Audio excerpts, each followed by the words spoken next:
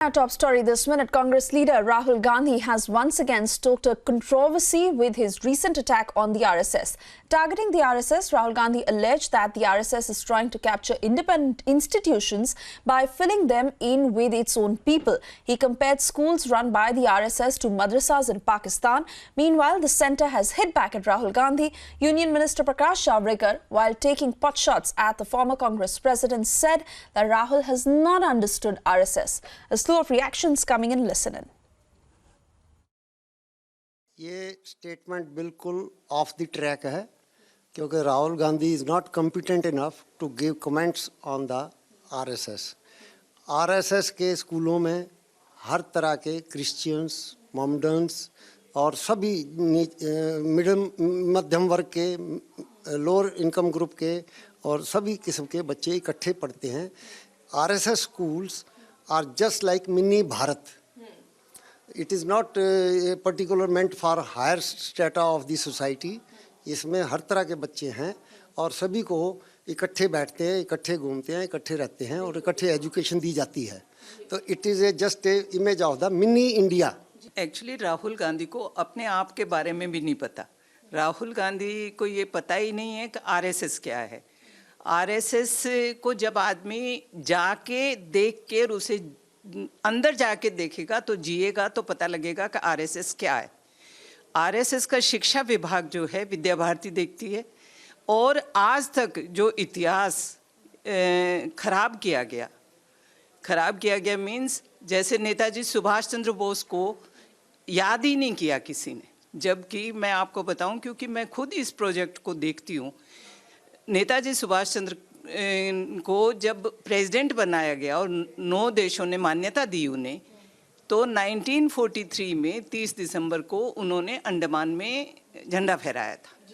उस झंडे को 1913 से 1913 से हम लोग नमन करने जा रहे हैं और आज हमने 75वें वर्ष में 2 साल पहले हमने अपने प्रधानमंत्री को बुला के वहाँ फ्लैग होइस्टिंग जो 150 मीटर का हाई मास्ट है वो रिलीज़ करवाया, कॉइन रिलीज़ करवाया। 75 रुपए का कॉइन था, डाक टिकट थी, बहुत कुछ उन्होंने अंडमान को दिया उस वक्त। और नेताजी सुभाष चंद्र बोस को अगर आज याद करते हैं तो इन्हीं वजह से याद करते हैं, बाकी स्कूलों ने कभी याद नहीं किया। इस तरह से इतिहास और बहुत है जिसे ख़त्म कर दिया। तो हम लोग तो इतिहास को सुधार रहे हैं, हमने रेडिकलाइज नहीं किया। अभी आपने मुझे बताया कि अकबर द ग्रेट पढ़ाया जा रहा था, बल्कि हमने जाना कि भाई महाराणा प्रताप थे जिन्होंने हमारे देश के लिए संघर्ष किया, तो वो कौन सिखाएगा। और जिस तरीके से आपने मेरे साथ ये स्टैटिस्टिक्स शेयर किए कि हर धर्म के बच्चे पढ़ रहे हैं, धर्मनिरपेक्षता के साथ ये स्कूल चल रहा है, तो उसके बारे में बताएं। देखिए, शिक्षा का उद्देश्य एक ही है कि हर व्यक्ति, हर बच्चे के पास शिक्षा पहुँचे और हमारा विद्या भारती स्कूल इस उद्देश्य को लेके चल रहा है।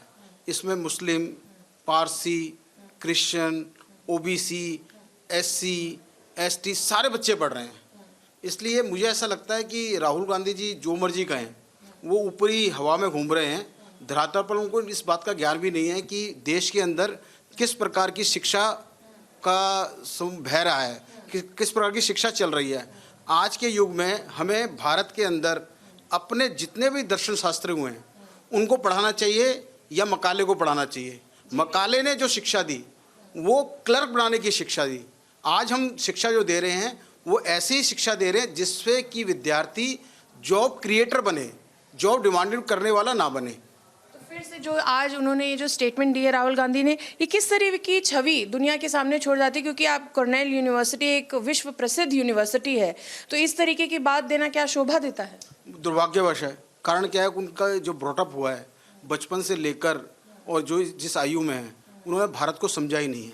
वो गाँव में गए नहीं हैं, वहाँ उन्होंने प्राकृतिक दृश्य, पहाड़, नदियाँ, मैदान यदि ये देखे होते, अपने महापुरुषों को पढ़ा होता, तो मुझे लगता है कि इस प्रकार की जो स्टेटमेंट दी है वो बिल्कुल नहीं देते। मुझे लगता है कि उन्हें भारतीय दर्शन, हमारी संस्कृति, हमारे संस्कार, हमारी आस्था, ये सब उन्हें अध्ययन करना चाहिए, जिससे कि किसी भी यूनिवर्सिटी में जाएं तो ठीक से इंटरव्यू दे सकें।